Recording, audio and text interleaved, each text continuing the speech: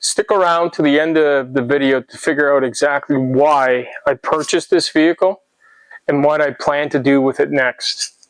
Welcome back to Tom and Sense, everyone. So today we are back with the E90, and I figured this is a good a time as any as to tell you exactly what the reason for the purchase was, what the reason or what the plan is for the car.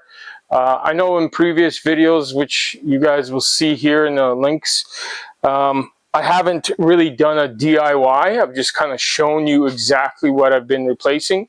And there's actually a few reasons for that.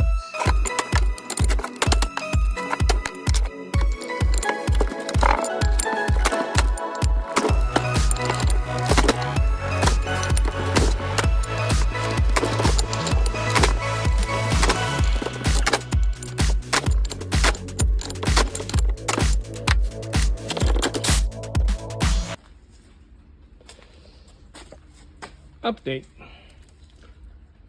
Wheel bearings gone. This sway bar, way too big, don't need it. And so this is where I am currently at.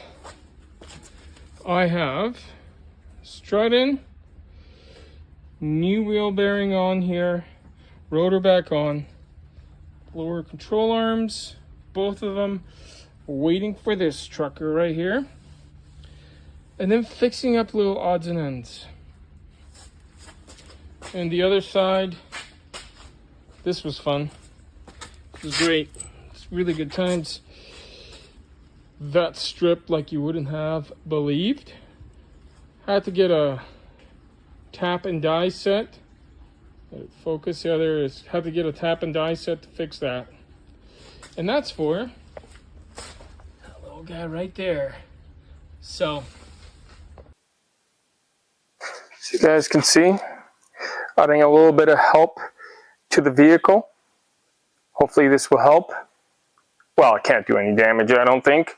First of all, I'm not a DIY expert. I am not a mechanic by trade. There are way too many other videos out there that will actually show you exactly how to do a DIY.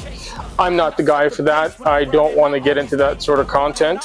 But the reasoning that I've been fixing this is actually, there's a few reasons, and the first one is personal.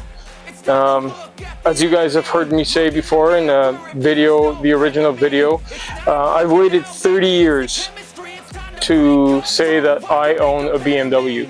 And to some people that might be kind of ridiculous and crazy to think that I would buy a 2007 323i, so a 2.5 liter, not a turbo, not anything special. I could have, I could have bought anything else. But there's a reason, again, personally I bought this is because financially it made sense. The initial purchase price was just something I couldn't pass up. And it was cash, so it's done. And I don't owe BMW any more money. Now, I'm gonna owe it in sweat and tears and blood. However, that is something I'm willing to do, because when I was a kid, I used to love putting together models, and this is for, I guess, the adult version of that. And I love it, and I just love working on the vehicle. And as a financial guy, not having a vehicle that you pay for monthly is huge, right? So the only thing I have to pay for is insurance. And because it's a 2007, and here in Alberta, once a vehicle is 20 years old, and actually most provinces, and I'm guessing some states, once it gets to a certain age, it's a classic. And once it becomes a classic, your insurance is going to be very cheap. So next year, this is not going to cost me much at all. Now, I won't be able to put a lot of kilometers because it is a classic, so I can't drive it everywhere I want to. However, it will be used for trips. And it is, again, it's a vehicle that I can look back on and say that I worked on it. This recently just came back from an alignment, so the video that you saw the other day about me working on those bearings, it worked out. So far it's good. Today I have I gotta diagnose. There's a few more issues. Again, she's a 2007, and I don't know too much about the previous owner of this vehicle, or owners for that matter. But there's certain things that, you know, were neglected, like those bearings. There's no reason the bearing should come out like that unless it's original. And so with 250,000 kilometers plus on this, I feel like I'm the first one giving it the TLC and the love it needs. And yes, I've read all the forums. Yes, I've gone to all the websites telling me how bad BMWs can be, and BMW plastics and all this other kind of stuff. But I feel like if you give a vehicle the love and attention that it deserves, you will come out with something that's going to be reliable. Will it have quirks? Sure. I think every vehicle has quirks. And I just love the fact that I can say I own a BMW, and it's something that yeah, it's mine. And so this is not going to be slammed, it's not going to be lowered. Well, I shouldn't say that. There's a lot of things still missing. So the goal is, again, this year in 2026 is to get this to the state where all it needs is just a regular service, and then I can use it for 2026 as a regular vehicle, going to my appointments and everything else. And then in 2027, once it becomes a classic, put that insurance on and just maintain. And then, depending on how financially feasible it is, I might actually buy maybe like a 2009 or a 2010 BMW. And so you guys can let me know what I should purchase then. But again, this is not, I'm not spending egregious amounts of money. As a financial guy, I just couldn't do it. And to own a BMW for only $2,000, yes, that's what I paid for this in Canada. So some of you may think I overpaid, underpaid, but I was very happy that I paid $2,000 for a running vehicle that needed some love and attention. And a lot of the stuff that I'm doing probably didn't need to be done if I was going to just put it up for sale again to make a quick return.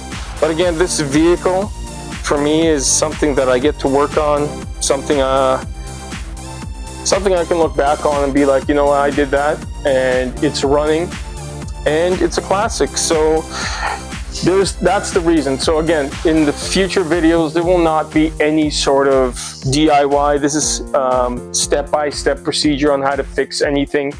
I want to take you through the process of the things that I'm doing, because I think it's important.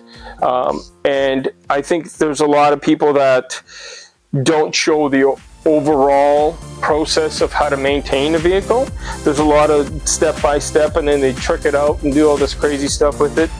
But again, for this year, this is going to be a daily runner. This is going to be a vehicle I'm going to need to count on. And there's a lot of other things I really want to do this year, like oil pan gasket. I want to do the oil pan gasket. I also want to do the manifold gasket. So there's a lot of things that I've never tackled before, I've never had to do before. Again, this is my first BMW, my first go around on working with German engineering at its finest. And I look forward to the challenge. I look forward to the rewards. I look forward to the cursing that you guys will not see on YouTube. But it will happen, and it has happened already. And so, again, expect a few more videos on this. We'll get back to our regular scheduled programming in terms of financial stuff.